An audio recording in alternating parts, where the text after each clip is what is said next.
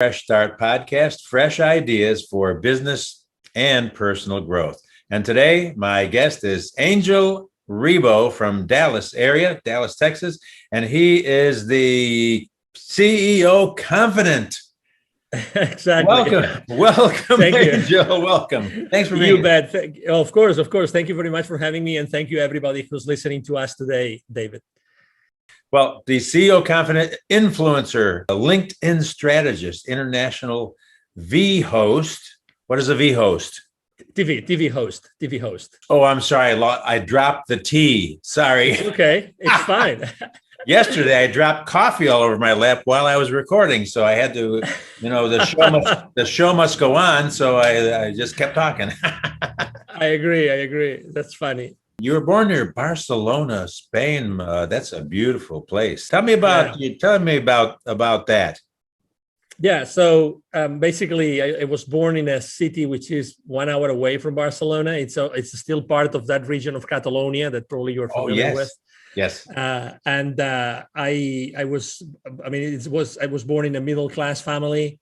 I was really blessed that since very early on, since fourth grade, I started learning both English and French. And at the end of high school, I was able to, I was extremely fluent with both of them. When I chose where I wanted to go for college, I wanted to become a computer engineer. So I had to go to Barcelona with 17 years old. And actually, I have, relatives all over Catalonia, let's say, in different provinces in there. And my life has always been, I would say, it's like I was preparing for something internationally. Because also in college, one of the first things I did in college with 17 years old, it was actually start being the president of an international students association, which allowed me to have 3 different internships throughout my studies for several months in several, countries in Europe. So very early on, I was I was directed in that direction. I was going into that direction of having an international life, an international experience. And my brand, the CEO Confidant, I came up with the concept when I left corporate America in 2016, because I started to count my blessings of my life, and I realized that I had worked with more than 1,500 CEOs throughout my career, helping their companies and helping to grow their businesses. And then I said, well, why not using that term? And I looked for it. It wasn't protected, so I took it, and the rest is history. So I helped more than 1,500 CEOs in 33 different countries for the last 20 plus years. Wow. And yet you look so young. Thank you. Let me tell you why. Excuse me. The reason why I still look young, besides being extremely passionate and enthusiastic and pretty an upbeat guy, I take a cold shower every single morning. I've been doing that for the last probably 5 years, and time flies. So it's a habit, and apparently everybody who takes care of their skin this way, I think that helps with their skin also. I use really only like natural tested products for my skincare. I don't know, I think that the energy that goes inside of me helps me to keep all my cells young and rejuvenated.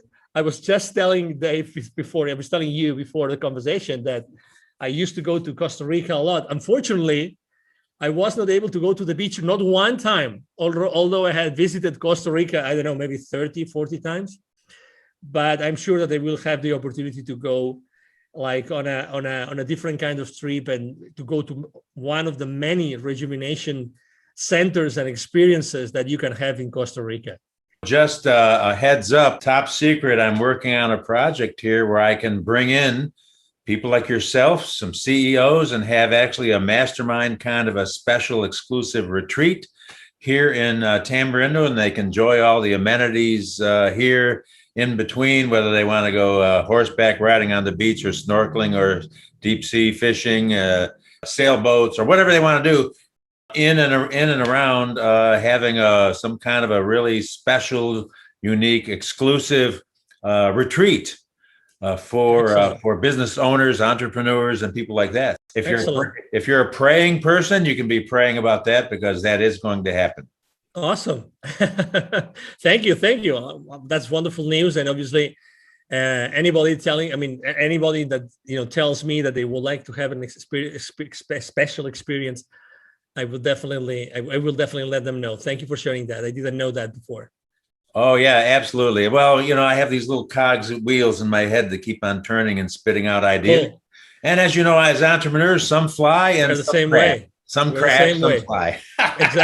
Exactly. I agree with you 100%.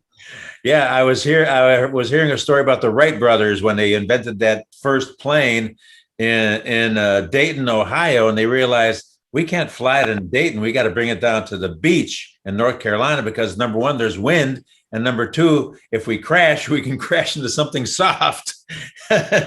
Looking ahead, thinking ahead, you never know, right? Exactly. Let me ask you this, Angel. Yes. In your younger days or in your college days, who would you say was what made a big impact on you and was a real influence on your direction? Anybody in particular that really yeah, I mean, I think it was definitely my father. My father was a business person. I would go with him all the time, every single weekend, if he allowed me to go with him to the different, plans that he was overlooking. He was the general manager for a group of food companies, and I would always go with him during the summer. I would actually work for him in one of the different plants that they had. I was actually boxing rainbow trouts in one of his fish farms in the north of Spain for so many summers. I studied computer engineering in college, but my first ever assignment, real professional assignment, was with my dad. He hired me to actually build a basic language, right? A basic language inventory program. So I could actually help one of their companies with the inventory, one of the fish farms with the inventory. And actually that software was written, again, coded in basic language, basic programming language, right, was there for many, many, many years. And again, keeping the inventory of every single pond and areas in that fish farm was challenging. So that was something. So definitely it was my dad, definitely by far. Yeah.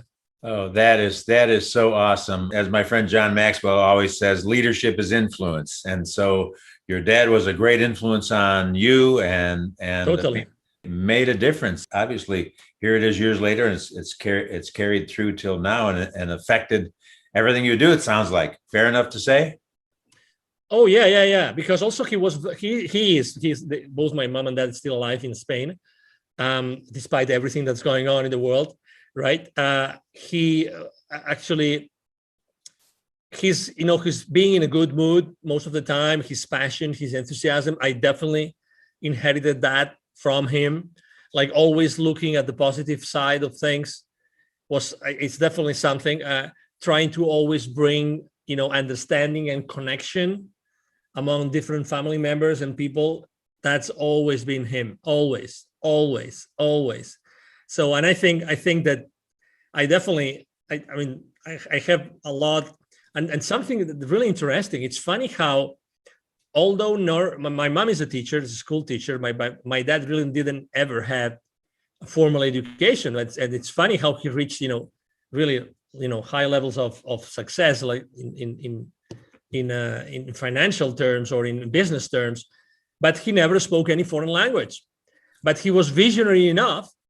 Both of them were visionary enough to immediately, as soon as they could, to put me through both English and French, because that was at that side of Spain, we could only learn French in the school, given the proximity to the French border, but also at the same time on a private school to learn English. And that was really uncommon.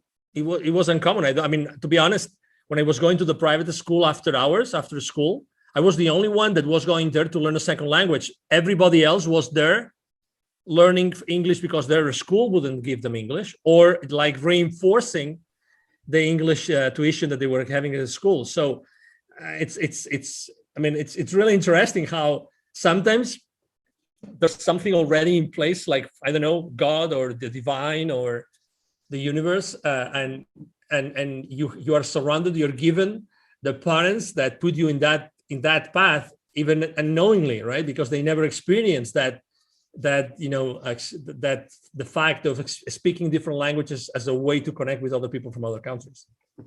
Yeah, so that is amazing. Yeah, as you say, I've told people even on the street, I don't believe in coincidences. I believe in divine appointments. Totally. And like your dad, my dad was a machine shop teacher who he actually was a machinist up in Rochester, New York at Bausch and Lomb, and he loved education, so he finished college in his 30s and 40s and went on to teach at a technical high school because he loved education, and that passed on to me because I love that stuff. And then thinking about his influence, he passed away very young. But all of my family, all the way from my Italian grandparents on down to both my brothers and sister-in-law and everybody, all entrepreneurs, business owners that started their own businesses. So I think that rubbed off a little bit on me, maybe. I love the divine appointments concept. I really love it. I'm going to use it moving forward. Really like it. Yeah. I mean, sometimes you call it, synchronicities or serendipities. Yeah. But it's definitely, it's things that they're going to happen anyway, sooner or later. They're going to happen anyway. That's right.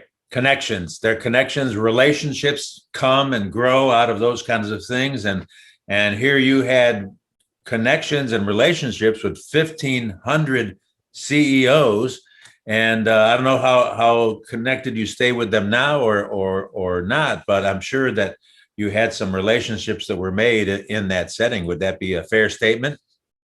Yes, I have relationships that I developed at that time, and also when you start your own path, as a professional, as a consultant in my case, I was very respectful with the companies that I had generated the business with, but at the same time, there's something which is, besides, let's say we were talking about foreign languages as a way to connect with others, right?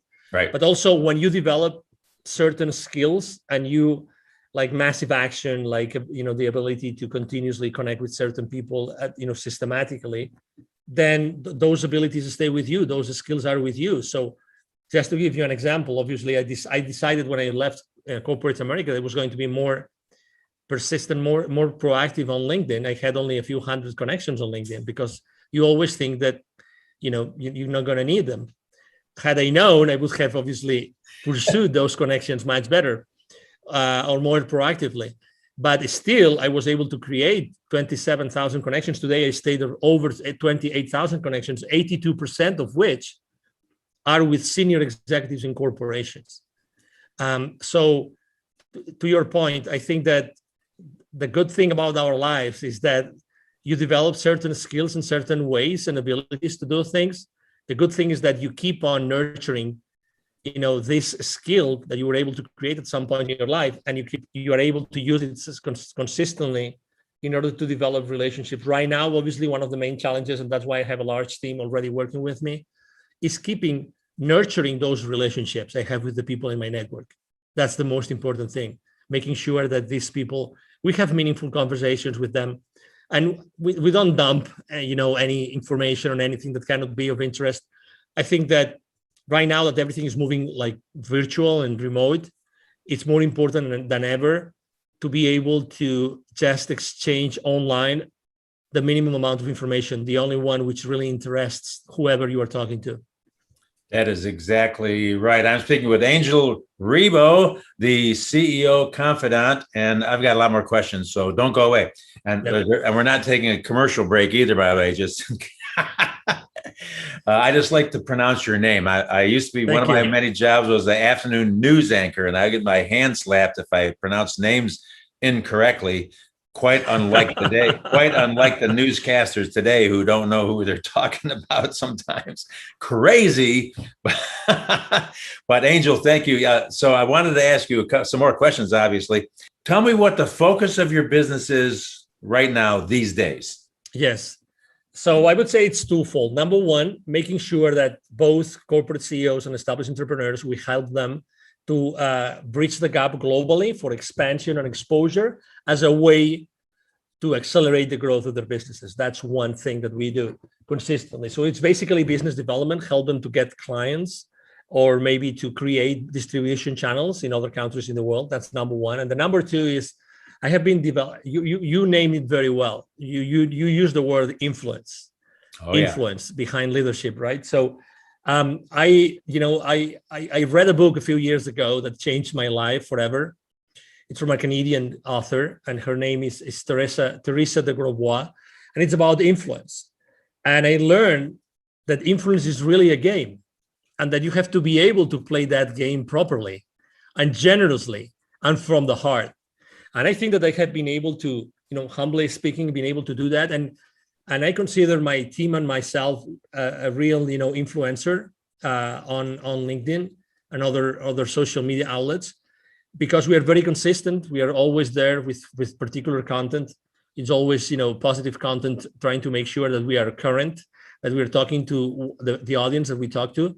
So we use our influence, large influence, to help others have more visibility for their products and for their services. So we are actually engaging both with brands and companies in order to put their messages, their services, their products, both B2B and B2C, in front of their audiences. Those would be the two main services that we provide today. It's so much more important today that to have a focused approach rather than just kind of I was talking with a gentleman the other day on my interview that it doesn't matter if you've got 1 million followers if they're either not your customers or your competition.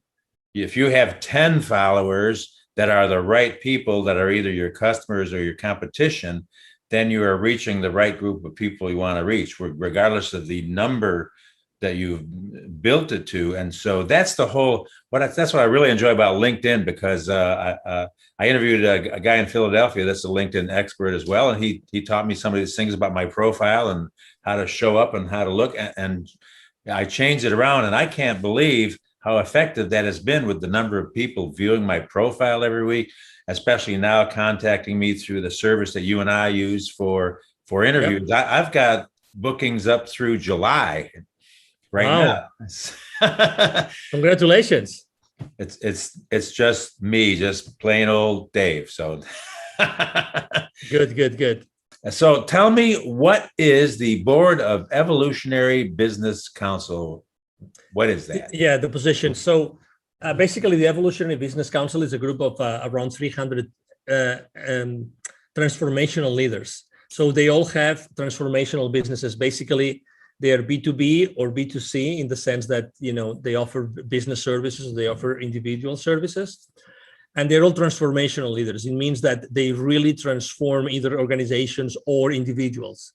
They carry those individuals or those organizations through processes that allow them to achieve different levels of performance, of wellness, well-being, etc.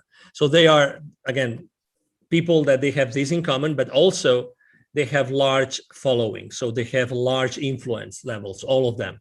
So we combine, as I said as I try to explain on my bio, we really have different many hundreds of millions of people as outreach, and the main goal of the organization is, as the name says, Evolutionary Business Council.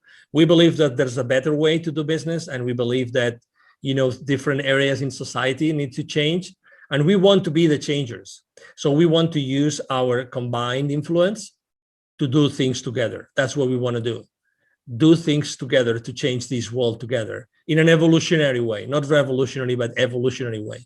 And it happened to be at the board of that organization. I've been there for a couple of years, and that's what it means. So basically, I'm blessed with being at that level to help the organization as much as I can. That is very awesome. I like that concept of evolutionary rather than revolutionary. However, I happen to be a revolutionary. I didn't march against the Vietnam War or anything like that, but I started my own revolution. I call it the encouragement revolution.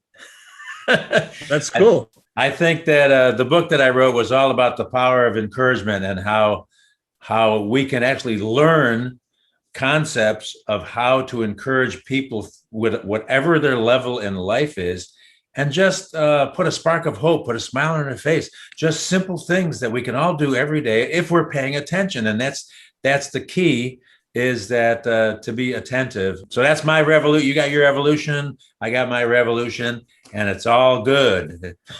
Absolutely, it is all good, and you just tapped onto something which is really important.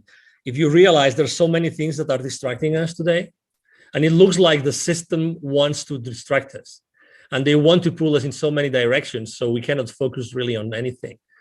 And I remember watching this movie. It's called like The Social Dilemma. Yes, yes. Okay, if you probably watched it or seen it, it's funny how they explain the former executives of those social media companies.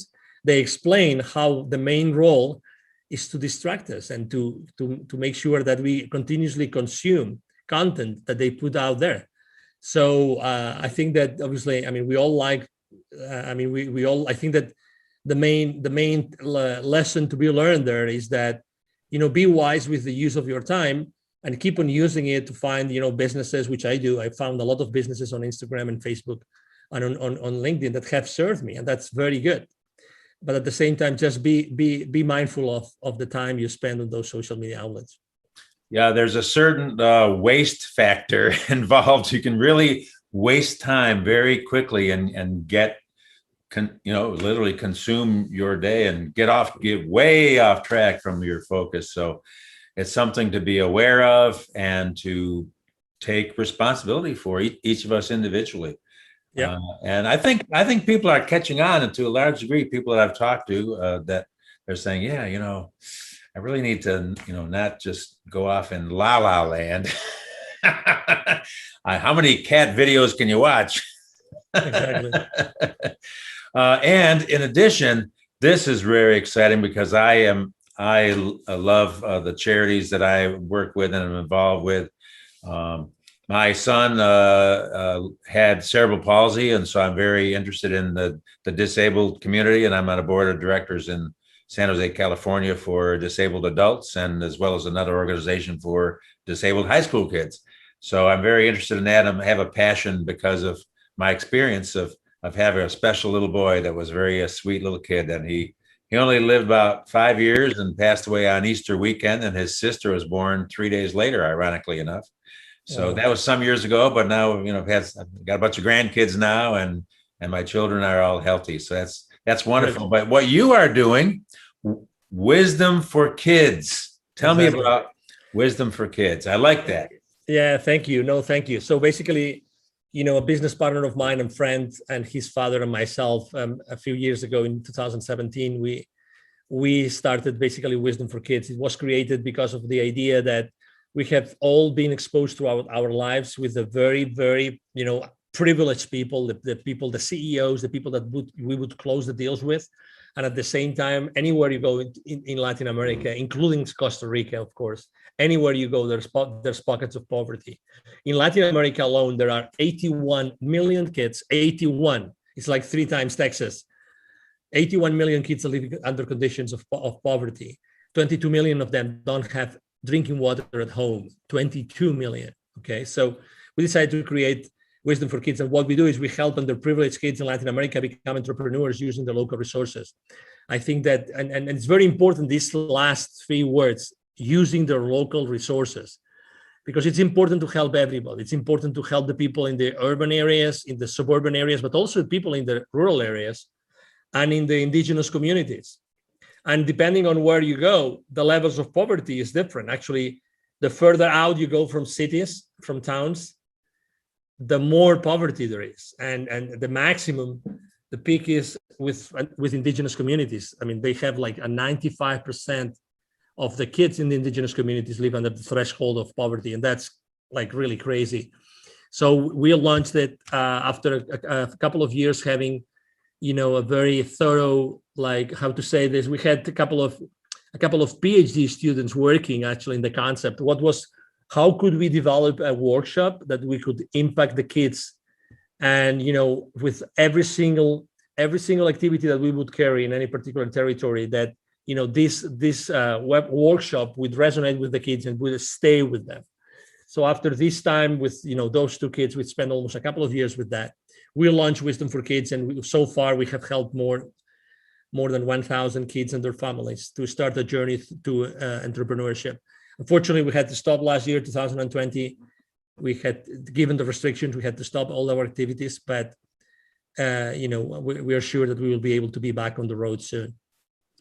That is outstanding. And we have a similar concept at our schools that we've been building in Kenya for years amongst the Maasai tribe, is using their own resources. So we really have focused on using, even in building the little school campuses in these little villages, using local builders, local well diggers. They don't need us to come over there with our hammers and do all that stuff, and with a high unemployment rate, as well as some training for the women who have built beautiful co-ops, entrepreneur co-ops, creating things and getting these micro loans from the bank there. And it's amazing when that kind of thought process is offered and trained and shown to people. Exactly. There is a level of excitement that can happen among individuals where they can see to a degree the way out. But you hit it the nail on the head. I was just talking about hammers. You hit the nail on the head with local resources. I'm impressed with the entrepreneurial mindset of people that don't have water or electricity, but they all got cell phones. Yeah, that unfortunately, yeah. I mean, that happens, and that shows you also. I mean, we're not there to fight, right? We're not there to fight against any culture, any habit, right? It's just what it is, and actually, it's a very important point for us, which is we're not disruptors. We just go there in order to support, in order to empower the people. Yes, and to empower the people that want to be empowered, because at the end of the day, we know that even though we developed, very powerful workshops, at the end of the day, also, it's the parents who are going to decide if this kid is going to do something, the parents or the tutors, right? Because depending on the type of community, unfortunately, the families are not, let's say, properly structured. So the kids don't have the proper support. And myself, I have myself been also involved in many different initiatives regarding special education kids. So I have encountered, and you probably have done the same thing, have experienced the same kind of situations that, special needs kids of, yes, of any origin, right, when they live under the threshold of poverty, their chances of succeeding are so remote. Really, it's like, so that's why there's a specific things. And we started to partner up with other kinds of nonprofits, so that they could actually bring additional support to the areas where we go. And I just, for instance, I remember I gathered a group of kids outside an indigenous community, and I started reading them a book in English. They loved the pictures. They couldn't read in English, but I translated it into Spanish. And one of the kids that was around was next to me. He had issues with his eyesight, so he couldn't read. And you could see him, yeah. And just with a surgery, that's in a matter of weeks, he could be completely healed. So I know that his future is unfortunately challenged and jeopardized because of the origin of his family, yeah. Right? And his mother was actually literally selling, ice cream or popsicles, more ice cream, popsicles outside a particular area that was from time to time visited by tourists. So, it's extremely important that we bring awareness to what's going on in these areas, in these territories, because other people can actually help and partner up with us and do much more, so much more. Outstanding. Thank you for sharing that. Of course. How can I help you, Angel? How can I help you? Is there a website that I can refer to connect you? What can we do for you today? Yes, absolutely. The easiest way, I always try to only give like one next step, so it makes things much easier.